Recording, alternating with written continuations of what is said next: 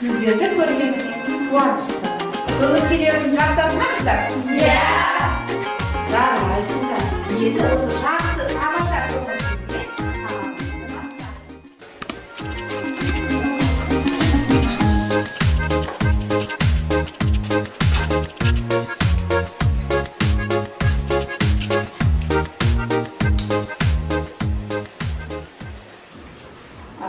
қане түстеріңізді көрсетіңіздерші маған. Қандай тамаша. Енді түстеріңіз қандай түстер бар екен? Қызыл, красный, ред. Сары, желтый, yellow. Жасыл, зеленый, green. Тамаша. Олай болса, түстер бойынша топқа бөлініп отырайық. Сенсорлық даму, сенсорлық тәрбие, сенсорлық эталон. Бұл терминдерді сіздер қайда кездестірдіңіздер? Іс тәжірибеде бұл терминді сіздер қалай қолданасыздар? Және бүгінгі сабақта жауап беріңіздер. Қай топқа қарайды? Біздің сол теориялық білімімізді практикада, яғни іс тәжірибеде қолданамыз деген үміттемін. Сол менің ойымша бүгінгі сабақта біз іс тәжірибеде, яғни тәжірибе жүзінде сенсорикалық ойындарды, сенсорикалық дамуын қарастырамыз. Жақсы, рахмет. Сенсорлық тәрбие дегеніміз, біз бұны өзіміздің тәжірибемізде қолданып жүрміз. Сенсорикалық тәрбие дегеніміз ол түйсікке қабылдаудың дұрыс пайда болуы. Келесі сұрақ, сенсорлық эталон дегеніміз ол қасиеттер мен қарым-қатынастардың негізгі түрлері адамзатта пайда болған түрлердің негізгі түсініктері болып табылады. Сенсорлық эталон дегеніміз мысалға балалардың белгілі бір пішіндерді, түстерді ажыратады. Жақсы махаббат, енді маған жауап берші. Сіз бұл терминді қайда естідіңіз, қайда таныс болдыңыз, қайда кездестірдіңіздер, қай кезде сол айда ғой? Біз бұл пікірмен негізінен қарапайым математика сабағында танысқан боламыз. Сенсорлық эталон деген терминдер, жақсы. Енді бұл терминді сіздер қай кезде пайдаландыңыз? Біз бұл терминді балабақшада тәжірибе өткен кезде қолдандық. Ал сенсорлық эталонды бүгінгі сабақта қалай пайдаланасыз деп ойлайсыз? Бүгінгі сабақта сенсорлық эталонды сабақ барысында көрсетуге тырысамыз барлық жағын. Қалай қолданылатындығын ойындар арқылы, әртүрлі әдіс-тәсілдер арқылы көрсетеміз. Жақсы, рахмет. Бүгінгі сабақтың тақырыбы мектеп жасына дейінгі баланың сенсорлық дамуы. Және өздеріңіз айтқандай, бүгінгі сабақта алған теориялық білімдеріңді іс тәжірибеде қолдана алуға үйренесіздер. Қолдың ұсақ моторикасын дамытатын ойынды қалай атаймыз? Көріп. Қолдың ұсақ моторикасын дамытатын ойындарды сенсорлық ойындар деп атаймыз. Кішкентай бүлдіршіндер үшін ең маңызды ойын ол құм деп оны қайға алып айтқан? Динара. Константин Дмитриевич Ушинский. Алуа. Мына қапшықта не бар деп ойлайсың? Бұл қапшықта бұршақ, яғни орыс тілінен фасоль деп аталады, ағылшынша бейіс деп аталады. Жақсы. Бұршақ екен ішінде.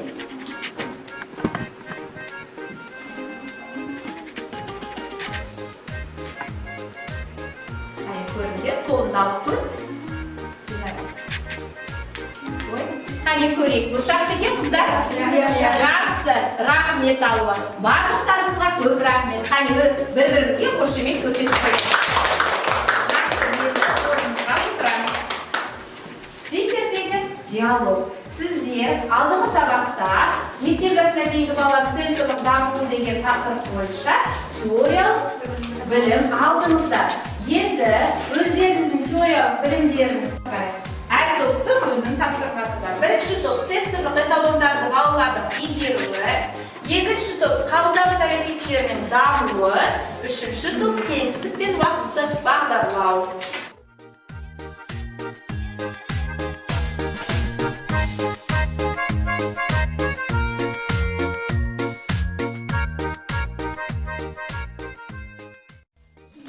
Бізге берілген тапсырма кеңістік пен уақытты бағдарлау. Яғни 3 жастан бастап бала кеңістікті бағдарлауда оны өзімен байланыстырады. кеңістікті бағдарлауда бала яғни оң және сол деген түсініктерді үлкендердің көмегі арқылы ажырата біледі. Яғни оң қолым тамақ ішетін қолым, сурет салатын қолым менің оң қолым деп ажырата алады.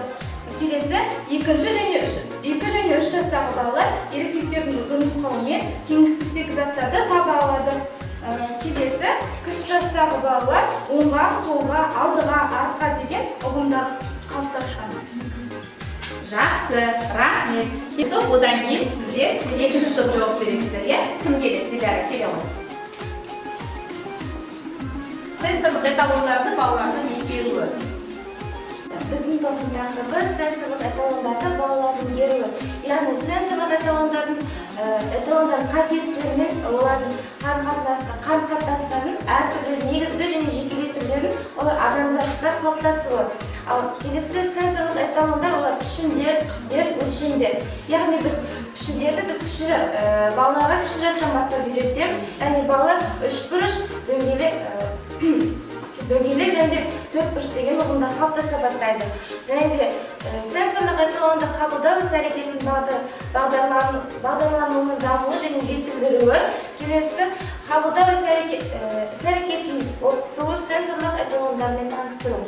Мектепке дейінгі шақта, сәбилік шақта қалыптасқан қабылдау іс-әрекеті мен іс-әрекеттерін меңгере отырып өтеді. Яғни қабылдау әртүрлі жаста өздерінің ерекшеліктерін, яғни 3 жаста балалар тек қана белгілі бір заттарды айтатын болса, оған белгілі бір затты берген кезде оны айналасынан қарап, қандай зат екенін түсіне бастайды.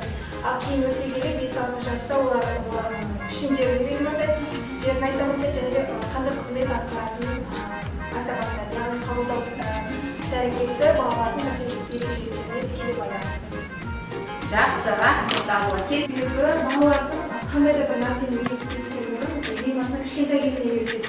Тіпті биге дейін берсе, немесе әнге де берсе, бала кішкентай кезінен үйрене бастайды, дағдылана бастайды. Сондықтан да алтын кезеңі деп аталады, яғни балаларды жас кезінен үйретсе, оның қабылдай бастайды, оны өзіне бойына сене бастайды. Жақсы, яғни мектеп жасына дейінгі кезеңде сенсорлық даму, психикалық процестердің дамуы өте маңызды. Осы кезде көп көңіл бөлуіміз қажет. Жақсы. Сенсорлық даму бойынша Каменский, Фребель, Монтессори, Тихеева осы сенсорлық бағытта баланы қалай дамытамыз, сол бойынша дидактикалық және дамыту ойындарын құрастырып шыққан. Міне бүгінгі күнге дейін осы ғалымдардың жинақтаған ойындарын біз пайдаланып жүрміз. Келесі сәтін жасайық.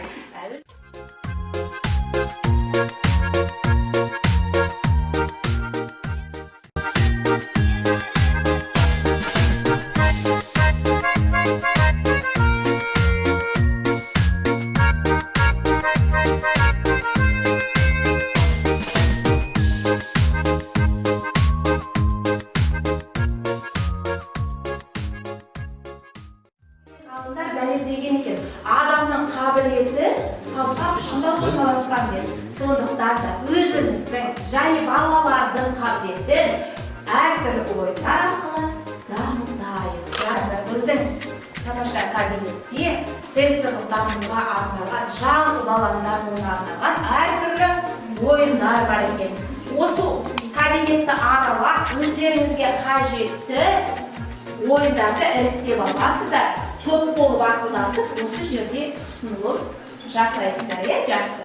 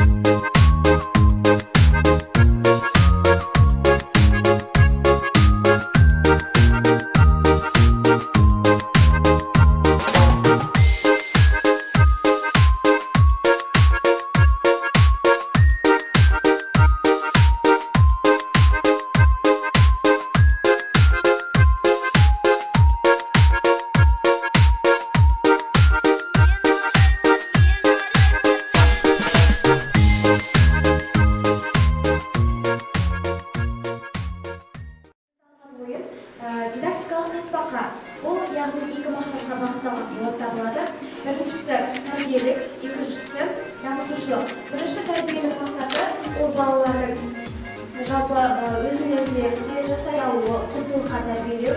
Ал екіншісі ол дамытушылық, балалардың қол моторикасын, сипап сезімін дамыту болып табылады. Бұл арқылы және көріп тұрғандарыңыздай мұнда балалар орналасқан, яғни балалар бау байлауды үйренеді. Екіншісі сырғытпалар, яғни замоктар орналасқан, және де мынандай балаларға сахнауға арналған, және де инеден жүкті өткізуге арналған түрлі моншақтарда қойылған болады. Осы ойындар. Жақсы, рахмет, тамаша. Келесі. Сіздердің топтарыңыз ба? Келесі біздің ойынымыз, яғни бұл ойын арқылы бала заттардың қасиеттерімен таныса алады. Мысалға алатын болсақ, темір мен матаны алып, балаға ұстатуға болады. Екі қолына ұстатып, яғни мына мата қандай, ауырмайды, жеңіл ме деп, кейін екеуін салыстыруға болады. Яғни сол жағындағы, яғни темір ол ауыр, ал мата жеңіл, ол өте жұмсақ болады, ал темір қатты болады деп заттардың қасиеттерін таныстыруға болады. Жақсы, рахмет, тамаша. Бұл дорбашаның ішіне әртүрлі фигуралар не болмаса әртүрлі пішіндегі заттар салынады. Яғни бала бұл дорбашаның ішіне қолын салып, сипап сезім арқылы қандай зат бар екенін бізге айтып береді. Келесі ойын. Диляра, тұра тұрыңыздар. Енді осы ойын ойнадыңызшы, Махаббат? Қарайсыз жүрсіздер, иә? Бір топтан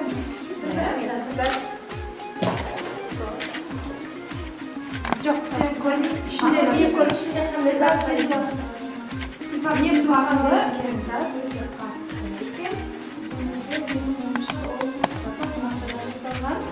неге ұқсайды?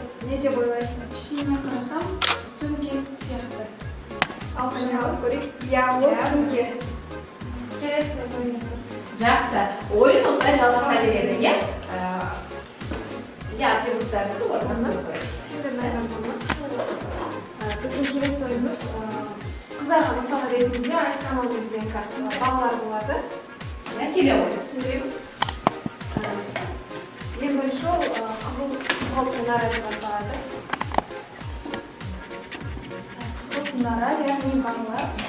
Кәне, айтканал, іңкәр. Назар аударыңдаршы. Бұл не? Кәне, оның қырларымен, оның бұрыштарымен, қабырғаларымен жақынырақ танысыңдаршы. Қолдарына ұстап көріңдер, оның салмағын көріңдер. Ауыр қойып қой? Иә, өте ауыр. Олай болса, кәне, салыстырып көрейікші. Айтканал, салыстырып көрші. Менің қолымдағы мына шаршы бұл шаршы өте үлкен екен және ауыр екен. Ал менің келесі қолымдағы шаршы бұл өте кішкентай және де жеп-жеңіл екен. Ойын осылайша жалғасады, яғни балаларға таныстыру. Ең бірінші ең үлкен және ең кіші кейінірек ортасындағы шаршылармен де таныстыруға болады. Келесі ойын яғни үй жағдайында да және балабақшада ойнауға болады. Бұл яғни балаларға дарақты, яғни бұршақты, речканы қолданған қарақұмықты, яғни балаларға шашып беріп арнайы жібереді. Бұны әр тағамды өзінің ыдыстарына салыңдар деп балаларға ойнатуға болады. Яғни ұстау беріп, ол моторикасы жасаумен және де салыстырады. Кәнеке айтқанал, әр тағамды өзінің ыдыстарына салып шығады. Яғни балалардың қолының ұсақ моторикасы жетсе түседі және дамиды. Себебі кейбір бөлшектер бізде өте ұсақ, ал кейбіреулері сәл ірі болып келеді. Әрқайсының қасиеті пішіні әртүрлі. Бәрі айтқанал. Келесі ойын бізде балаларды, яғни серуенге шығарған кезде балалар әркез өздері киініп жатады және қиналмайтындар балалар болады. Сол балаларға арналған көмек ретінде, яғни түймелердің өзінің жейделерінің түймелерін өздері ағысып және өздері ағытады және өздері түймелейді. Яғни қазір бір-екі түймені ағытамыз және осыны іңкәр қанеке. Бұл жейденің киімі деп елестер және де жейденің киімін түймеге шығады. Келесі ол бізде әдемі балалар. Яғни бала қарапайым тұрмыстық өмірде өз-өзіне қызмет жасау барысында балаларды байлауды үйренеді. Айткамал, кәне, бұл бауды шешіп қайтадан байлап көрші.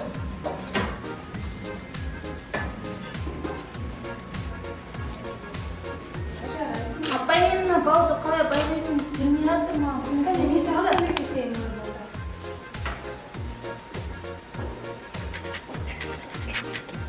Мұқият қара.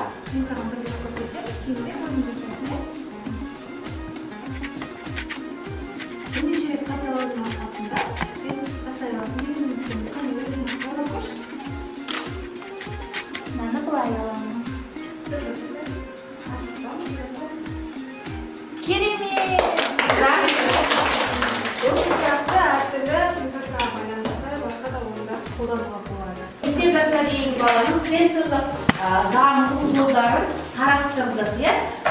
Сенсорлық ойындарды іріктеп алдыңыздар. Сенсорлық ойынды қалай жүргізуге болады? Сенсорлық эталон дегеніміз не деген сияқты көптеген сұрақтарға жауап беруге тырысты. Қазір жаднама құру топ болып, мектеп жасына дейінгі баланың сенсорлық даму тақырыбында жаднама құрасыздар.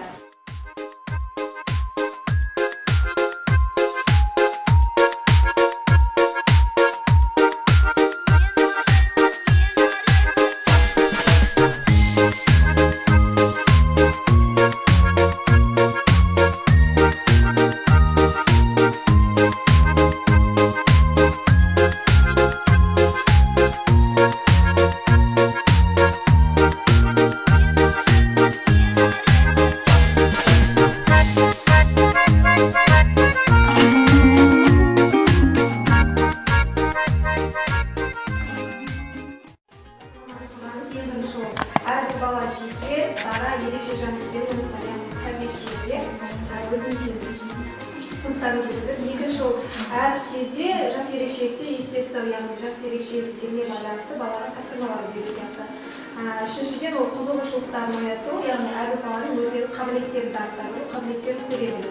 Және де ең ақылдысы, төртіншісі және де ең бастысы ол балаларға махаббатпен, мейіріммен қарау. Ұсыныстарымыз ең бірінші қауіпсіздік ережелері, яғни әртүрлі ойындар, бұл ойындарда ұсақ заттар болуы мүмкін, және де балаға зиян заттар болуы мүмкін, соларды қадағалау, және екінші ата-аналармен жұмыс жүргізу, яғни тәрбиеші ата-аналарына кеңес беру, үй жағдайларында жеңіл жұмыстарды тапсыру деген сияқты. Және де өз-өзіне қызмет көрсету, балаларды көп жағдайда өз-өзіне қызмет көрсетулерін қадағалау, балалардың өзі байлау, түймелерін қадағалау деген сияқты.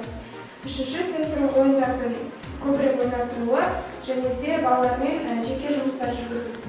Жақсы, рахмет. Гүлім, не себепті? Оқып шық, е?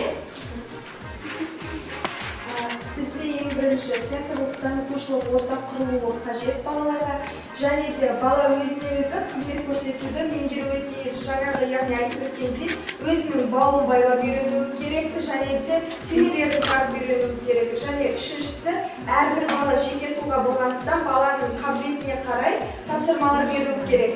Әрбір баланың қабілеттері бірдей бола бермейді ғой. Кейбір бала тез дамығандықтан оларға өздерінің қабілеттеріне қарай кішкене күрделірек тапсырмалар береміз. Ал кейбір балаларға жеңілірек тапсырмалар береміз. Жақсы, рахмет. Енді топтар тез шығып, мына жерге ұсыныстар, жарнамаларыңызды іліп қойыңыздар. Енді қараңыздар, қорытындылай келе былай айтуымызға болады, Диляра. Қандай қорытынды жасауға болады? Сенсорлық даму ол ақыл ойлардың даму негізі. Сенсорлық деңгей жоғары психика қызметтер ол қабылдау, есте сақтау, зейін, қиял, ойлау, сөйлеу дамуының базалық деңгейі болып келеді. Бала ақыл ой, адамгершілік, эстетика, физикалық жағынан да жан-жақты үйлесімді болуы керек. Жақсы, тамаша. Енді үйге тапсырма. Мария Монтессори әдістемесін қарастырып келесіздер. Жақсы ма? Енді қане орнымыздан тұрайық, барыңыз. Сіздерге бүгінгі тапсырмаларды жақсы орындағандарыңызға көп рахмет. Бүгінгі сабақты сіздер бір сөзбен қалай айта аласыздар? Ерекше күн. Қане барлығымыз айтайықшы. Ерекше күн. Яғни біздің сабағымыз ерекше өтті деген қорытынды шығаруға болады. Рахмет барлықтарыңызға.